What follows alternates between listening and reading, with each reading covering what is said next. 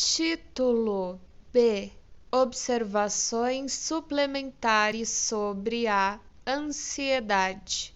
O afeto da ansiedade apresenta uma ou duas características cujo estudo promete lançar mais luz sobre o assunto. A ansiedade, Angst, tem inegável relação com a expectativa. É ansiedade por algo, tem uma qualidade de indefinição e falta de objeto. Em linguagem precisa, empregamos a palavra medo, Furcht, de preferência, ansiedade, Angst.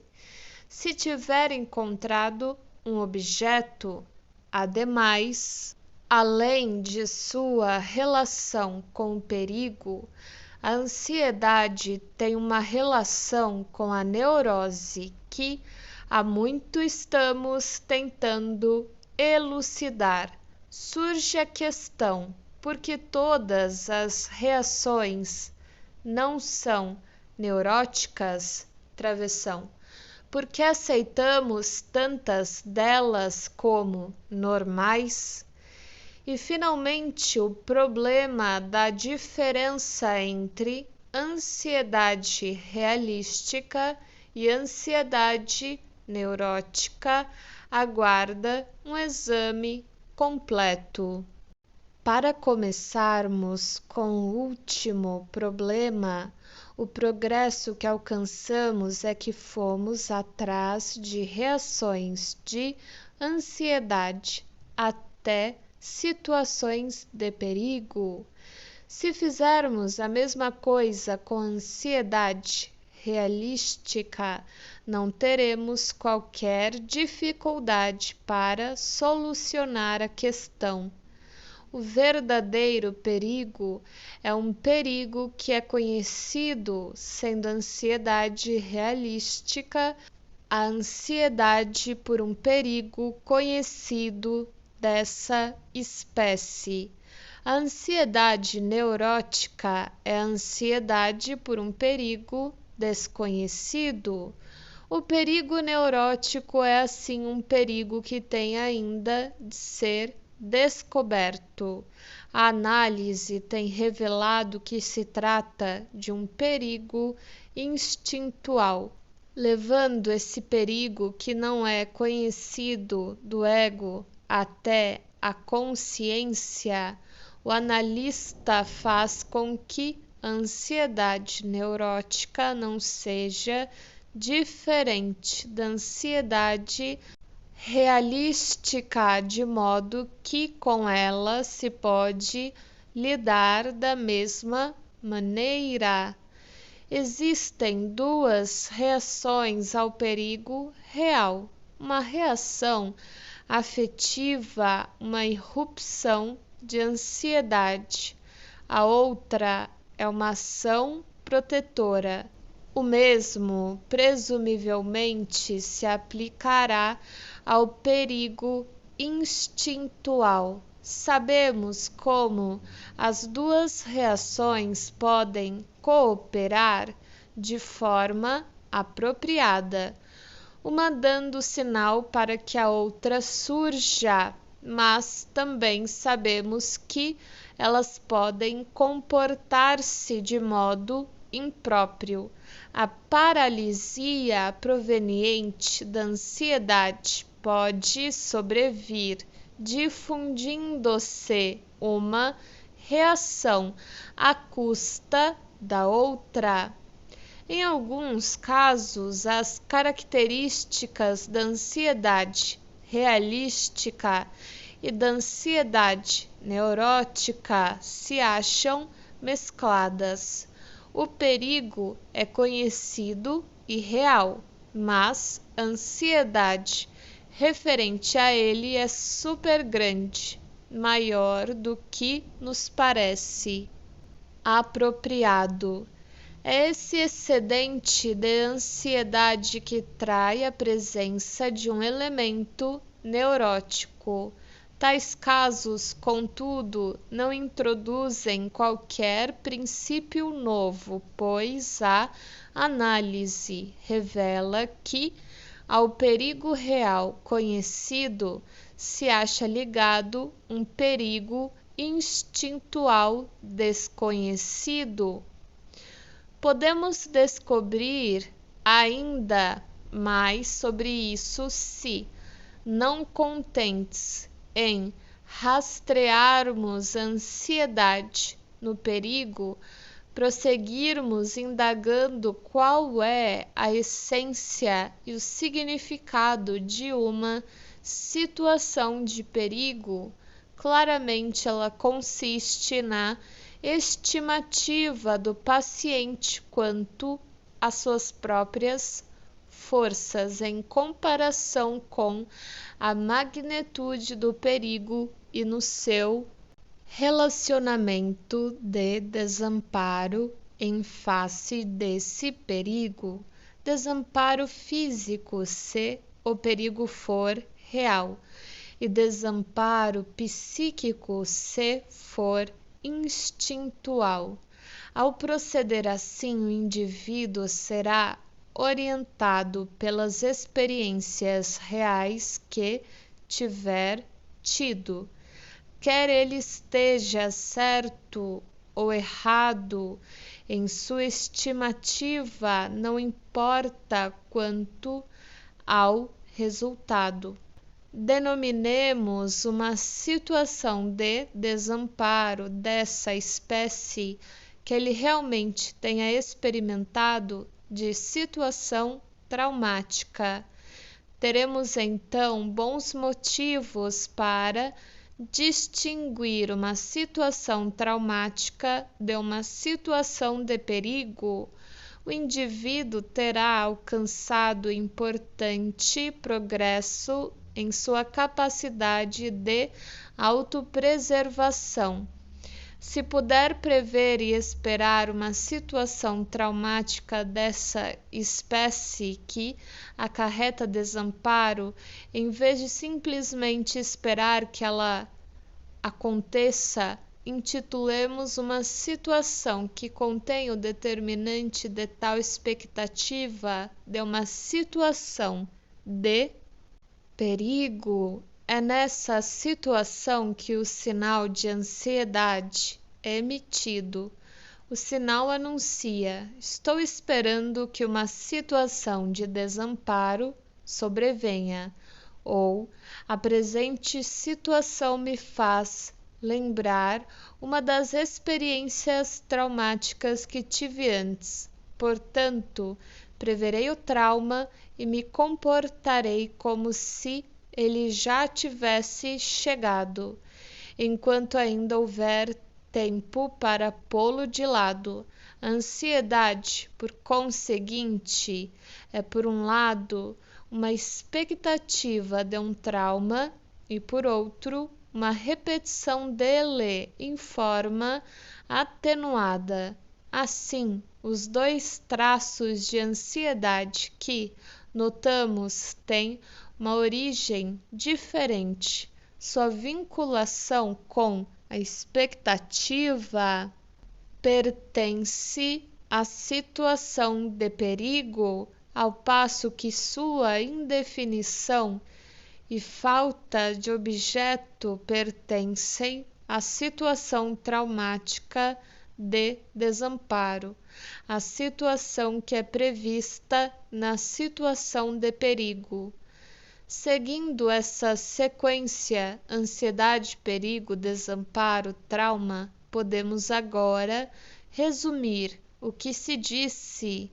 Uma situação de perigo é uma situação reconhecida, lembrada e esperada de desamparo. Ansiedade é a reação original ao desamparo no trauma, sendo reproduzida depois da situação de perigo com um sinal em busca de ajuda. O ego que experimentou o trauma passivamente agora o repete. ativamente em versão enfraquecida na esperança de ser ele próprio capaz de dirigir seu curso. É certo que as crianças se comportam dessa maneira em relação a toda a impressão aflitiva que recebem, reproduzindo-a em suas brincadeiras. Ao passarem assim da passividade para a atividade, tentam dominar suas experiências psíquicas. Se isto é o que se quer dizer por abreação de um trauma, não podemos ter mais nada a incitar contra a expressão, mas que é de importância decisiva é o primeiro deslocamento da reação de ansiedade, de sua origem na situação de desamparo, para uma expectativa dessa situação, isto é, para a situação de perigo. Depois disso vêm os deslocamentos ulteriores do perigo para o determinante do perigo, perda do objeto e das modificações dessa perda com as quais já nos familiarizamos. O resultado indesejável de estragar uma criancinha é ampliar a importância do perigo de perder o objeto, sendo o objeto uma proteção contra toda situação de desamparo, em comparação com qualquer outro perigo. Ele, portanto, estimula o indivíduo a permanecer no estado de infância, cujo período de vida se caracteriza pelo desamparo motor e psíquico. Até agora não tivemos oportunidade alguma de considerar a ansiedade realística sob qualquer luz diferente da ansiedade neurótica.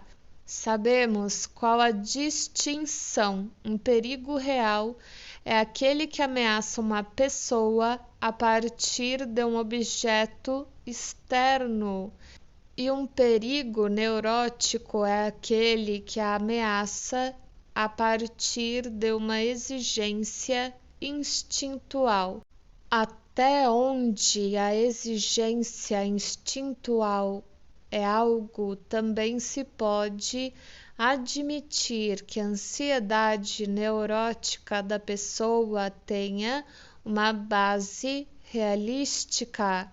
Vimos que a razão pela qual parece haver uma vinculação especialmente estreita entre a ansiedade e a neurose é que o ego se defende contra um perigo instintual com a ajuda da reação da ansiedade, do mesmo modo que o faz contra um perigo real externo, mas que essa linha de atividade defensiva resulta numa neurose devido a uma imperfeição do aparelho mental.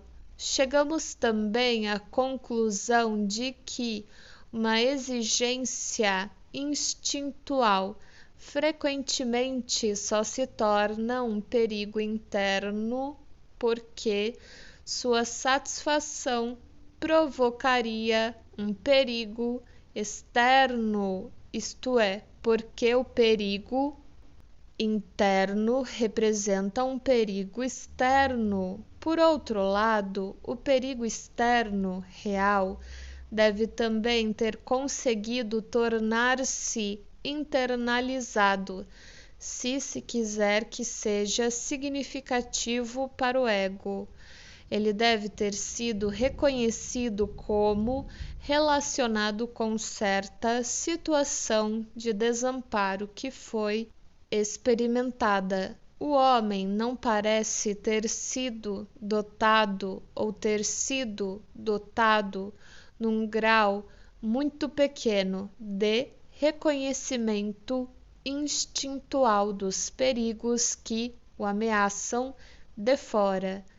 Criancinhas estão constantemente fazendo coisas que põem em perigo suas vidas e eis precisamente porque não podem passar sem um objeto protetor em relação à situação traumática na qual o paciente está desamparado, convergem perigos externos e internos, perigos reais e exigências instintuais, quer o ego esteja sofrendo de uma dor que não para ou experimentando um acúmulo de necessidades instintuais que não podem obter satisfação.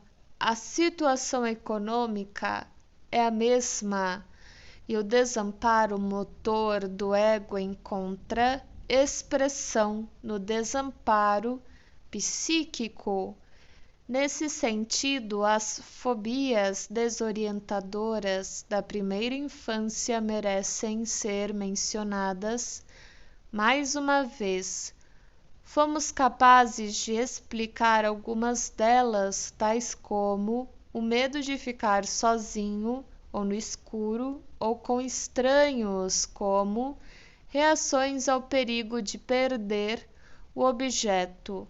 Outras, como o medo de animaizinhos, trovoadas, etc., talvez pudessem ser explicadas como traços vestigiais do preparo congênito para fazer face a perigos reais tão acentuadamente desenvolvidos em outros animais. No homem, só é apropriada aquela parte dessa herança arcaica que tem referência à perda do objeto.